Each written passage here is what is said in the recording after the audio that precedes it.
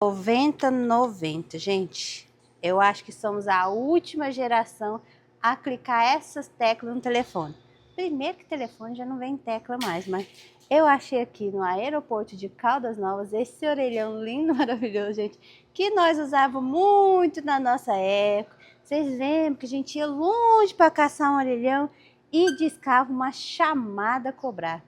Aposto que os meninos de hoje não sabem mais o que é uma chamada a cobrar. Gente, liga 9090, escuta aquele barulhinho. Eu não sei cantar mais. Se eu achar o barulhinho, coloco para vocês nesse vídeo.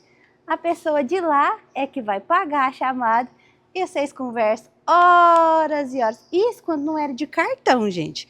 Aqui a gente colocava um cartão que era recarregável para você pagar. Mas eu, na minha época, era só 90 mesmo, gente. Agora deixa aqui para mim nos comentários quem é essa época do orelhão. Quem não é, gente? Olha que curiosidade.